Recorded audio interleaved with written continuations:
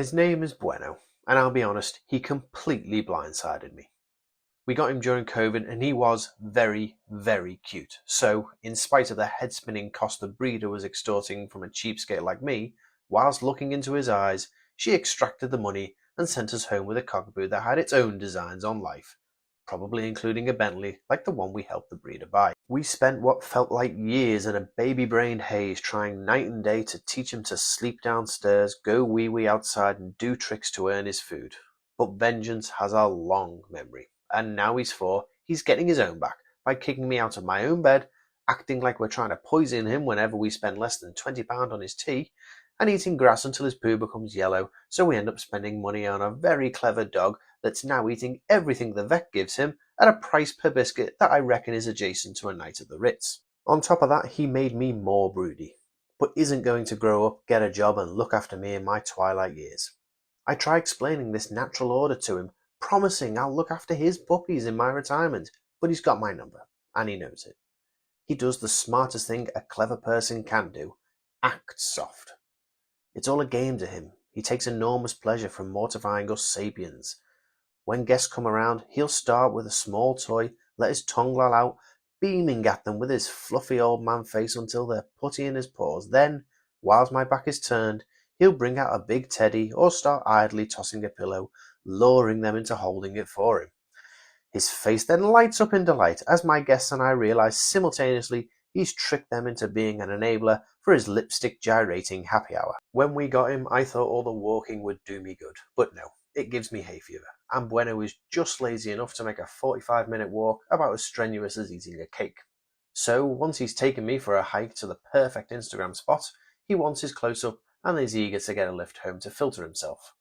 Sometimes I'll try and ignore his repeated looks of "save me" by putting on shades or staring at my phone, but it's futile, because I'll only end up running after the Uber he's ordered, taking him away to the swanky dog's home in Formby that he threatens to run away to any time we're not obedient enough. He actually got there once, and after texting him apologies and pleading for 3 days straight, all I got in return was a message while I was out looking for him saying he'd done a runny yellow shit on our retiree neighbour's prize lawn, and we'd better pick it up as they were due to mow it in 10 minutes.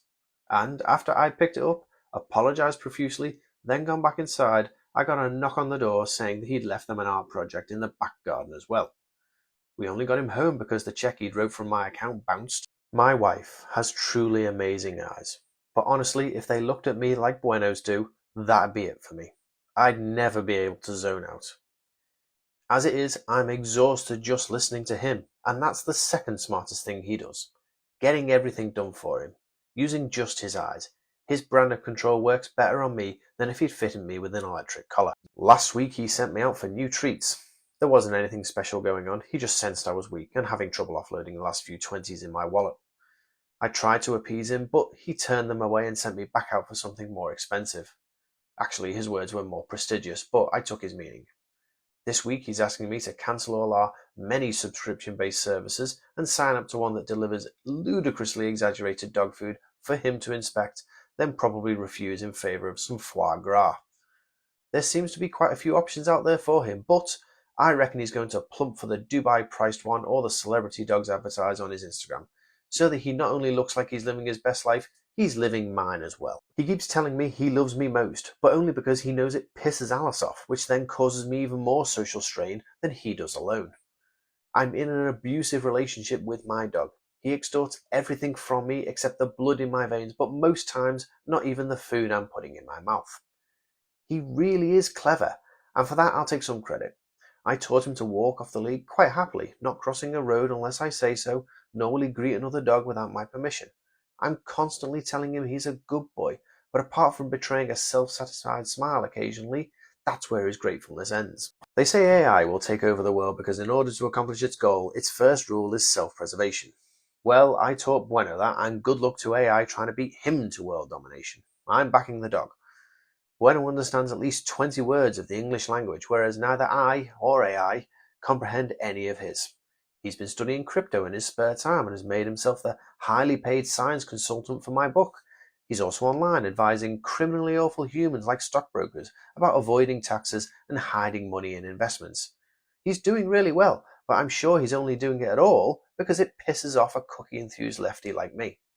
Despite his success, he still wants my money to invest in the property market, which he calls spreading the risk, but only once he's absolutely sure it will leave me financially ruined. I don't know if he thinks he's in my will or something. Knowing him, he's already got a legal loophole, as in dialogue with a solicitor I didn't know I had, to write up a will that leaves everything to him and Alice as his employee. Not that Alice is my employee. We're both kind of his serfs, to be honest. He'd just find a way of making it official. But this is how I think I'm going to win. I can't just get rid of him. He's much too smart for that. He knows that any attempt to kick him out will result in me feeling dreadful, and the cost to put this right with Alice would leave me an empty husk of a man. No, I'm not that stupid, and neither is he. He'll only leave himself once he's completely independent, and realistically, it'll take him a while to siphon off all my capital. Alice is the key.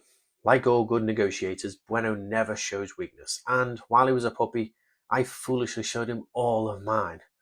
He pegged me as a soft-hearted wimp who cried at too many movies immediately. Like an abusive boss, he made me focus on my predicament and not about his. He's human too. I mean that knowing full well he's a dog, but he's also definitely human. He's got flaws. Like all dogs, he barks at anyone walking up the driveway. It's idiotic. They're trying to scare away an intruder, and in his mind, his barking scared off the would-be invader before they got through the door, causing them to drop their loot and leg it back to the car, possibly doing a dramatic roll over a car bonnet to get away from this tyrannical, fluffy, doe-eyed, floppy-eared, barking mad cockapoo that's barely bigger than a rabbit. Like I say, his strengths are not in brawn, but in whip-smart manipulation of people. Before he turned one, I discovered him building a rudimentary mortise door lock that he was having trouble picking without opposable thumbs. He then tutored me, and through the power of manipulative stirring, he's had me burglarize properties ever since. So when people say he's barking to protect the house, I know that's too simplistic for him. So he must be protecting the people. Lord knows he'd have me think that he was protecting me. Oh, I love you, Dad, you give the best scratches, but he's also thinking, and you make a great butler, and when I kick you out of bed, your side is lovely and warm too. Thanks, moron. He wants me to think he's protecting me, so I feel my 24/7 dedication to him means something. But I've seen the light. Anyone who treats me that way can't love me back. Every now and again, those infectiously loving eyes suddenly turn savagely side-eye judgmental, and the disdain he really has for me reveals itself.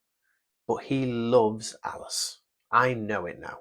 He's trying to hide it, but it's her he's protecting. He'd run away with her in a heartbeat. When Alice started saying, "Your father won't be happy when he gets home," Bueno apparently laughs hysterically. Alice thought this was a flaw in her parenting technique, but I think if I threaten that Mummy won't be happy, his ears might finally pick up. Of course, he'll laugh at me, trick me, dare me, make me doubt myself. He'll be sure the limp-wristed lefty will have no follow-through, but this is where my fight really is, with myself. I love him, and I'm loyal, but I'm going to tell on him. He's going to retaliate, I know. I'm prepared for that. I've cancelled all my cards, and I've bought extra dark shades. More than that, I've actually got a response prepared. I'm going to blindside him by treating the true love of our lives, Alice, better. Listening to her, doing what she wants, upgrading our life to luxury, making her happy. How brilliant a plan is that? It's desperate, I know, but he'll be insane with jealousy. I'll update you if this escalates further. For now, I'm going to search my office for any more cameras he may have installed. Wish me luck.